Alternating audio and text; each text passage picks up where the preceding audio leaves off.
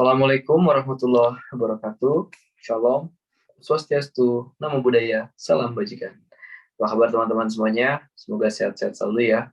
Perkenalkan, nama saya Gembeda Koso. Saya merupakan mahasiswa di Sekolah Vokasi Institut Pertanian Bogor, Program Studi Komunikasi Angkatan 57.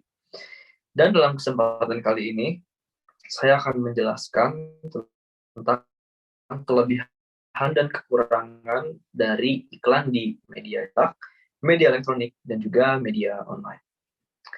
Baik, media periklanan di Indonesia masih menggunakan metode-metode komunikasi yang bersifat konvensional dalam membawa pesan periklanan dalam mengampanyekan produk-produk juga jasa yang ditawarkan. Seperti melakukan kampanye di koran, majalah, radio, bahkan juga di televisi. Ada berbagai macam variasi sarana tempat periklanan. Yang kini akan saya bahas adalah variasi sarana iklan di media cetak, khususnya di dalam koran. Nah, selain di dalam media koran atau media cetak, saya juga akan membahas di media elektronik radio dan juga media online atau digital, yaitu lebih menjurus ke platform YouTube. Yang pertama, saya akan membahas tentang iklan di media cetak, yaitu koran. Koran adalah suatu penerbitan yang ringan dan mudah dibuang. Biasanya dicetak pada kertas yang berbiaya rendah, yang biasa disebut sebagai kertas koran. Nah, kertas koran ini berisi berita-berita terkini dan berbagai topik. Topiknya bisa berupa event politik,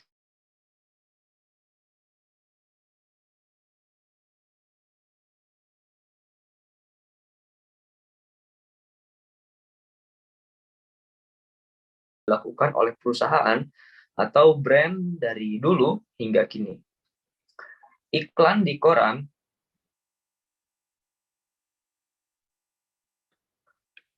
koran merupakan kegiatan pemasangan iklan di media cetak, yaitu yang sudah saya sebutkan tadi. Contohnya ada banyak sebenarnya teman-teman, media cetak itu ada koran, ada tabloid, ada majalah, dan yang lainnya. Nah, yang akan saya bahas sekarang ini adalah media koran. Nah, bisa dilihat ya teman-teman, di sini adalah contoh dari media cetak koran. Ini salah satu contoh iklannya. Nah, dari yang teman-teman lihat ini, sebenarnya terdapat kelebihan dan kekurangan dari segi iklan media cetak, khususnya iklan di media koran. Nah, apa aja sih kelebihan dan kekurangannya? Yang pertama, saya akan bahas tentang kelebihannya. Yang pertama adalah halayak dalam kondisi emosi yang tepat untuk membaca pesan yang akan disampaikan. Nah, di sini maksudnya adalah tergantung dari emosi dari si audiens yang membacanya. Ketika emosi atau moodnya sedang tepat, itu akan mendapatkan poin-poin yang sedang disampaikan oleh perusahaan atau brand yang sedang diiklankan. Lalu yang kedua adalah jangkauan halayak yang lebih luas.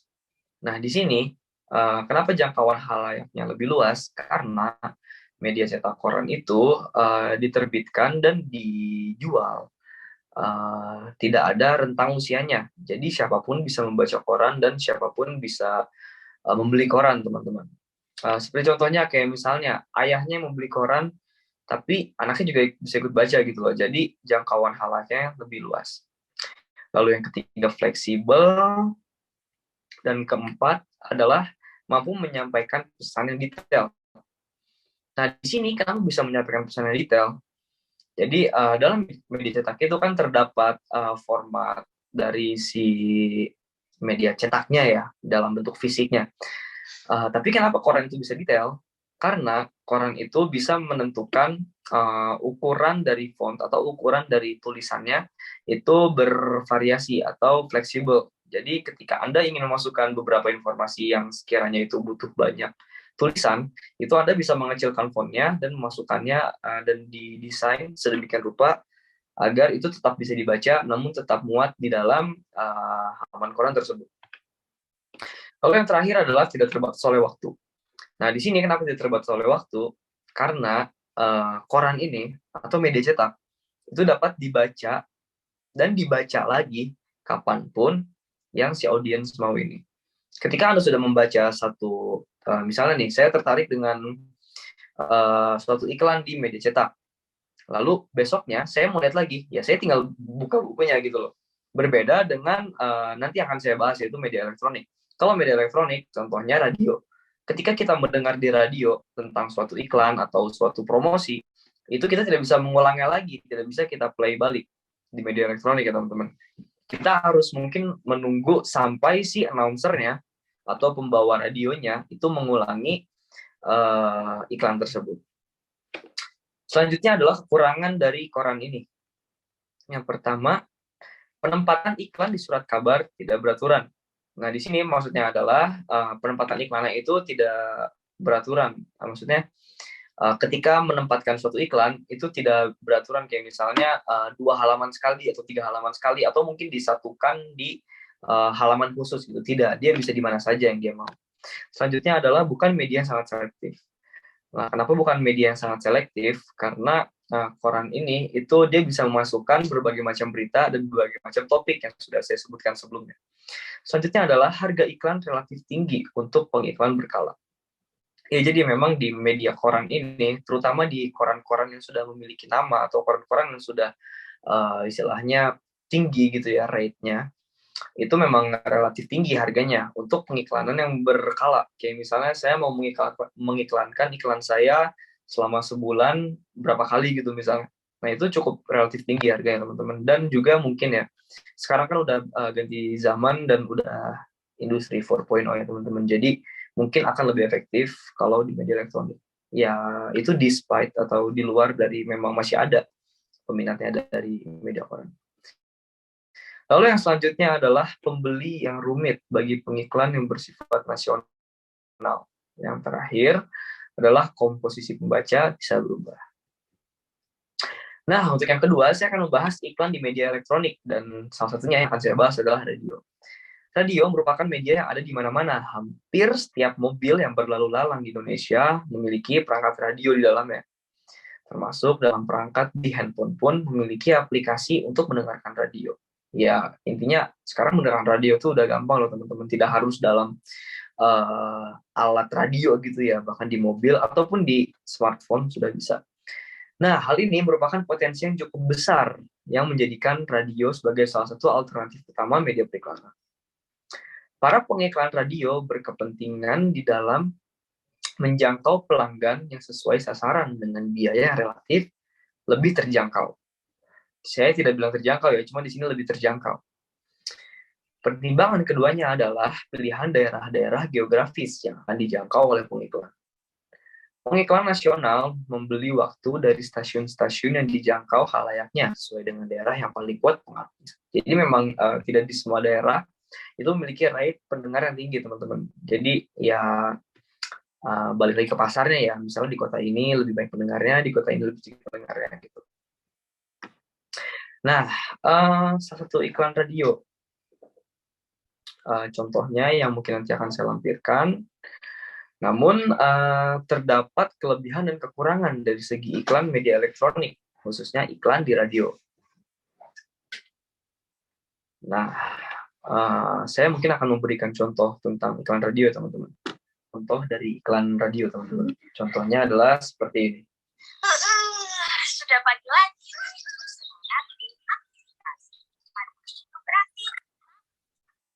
Harus tetap jalan dan jangan lupa protokol kesehatan tetap dilakukan ya. Sering cuci tangan, selalu pakai masker, dan jaga jarak.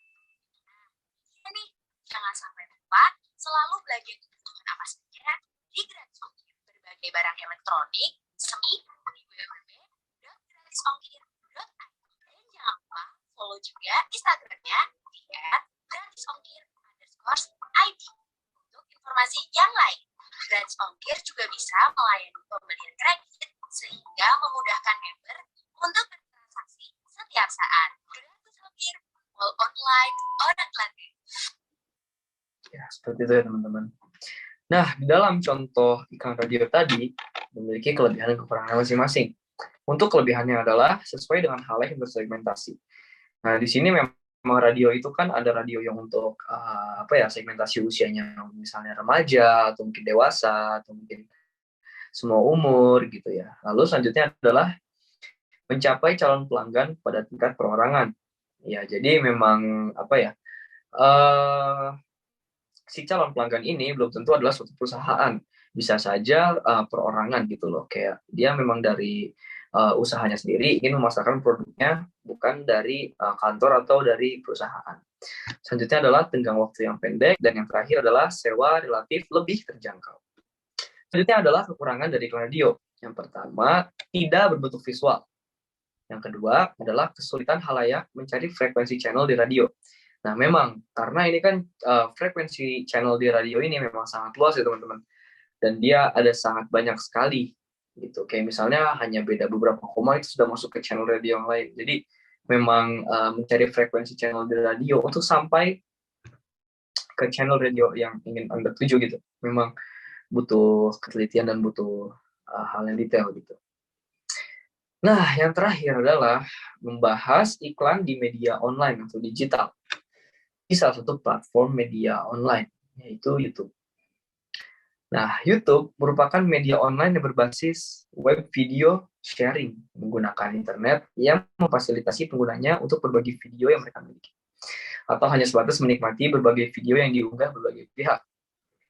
Iklan online adalah strategi pemasaran yang melibatkan penggunaan internet sebagai media untuk mendapatkan traffic situs web, menargetkan, serta menyampaikan pesan pemasaran kepada pelanggan yang tepat. Nah, berikut adalah satu iklan media online di platform media YouTube ya teman-teman, yang akan saya tunjukkan.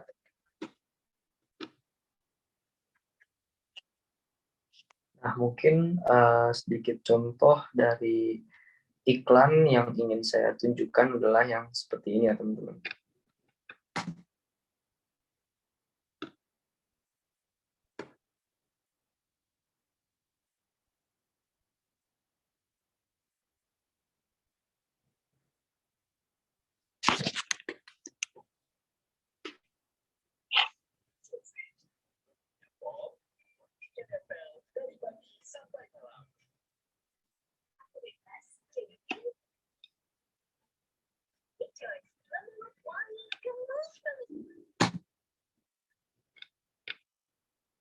Oke.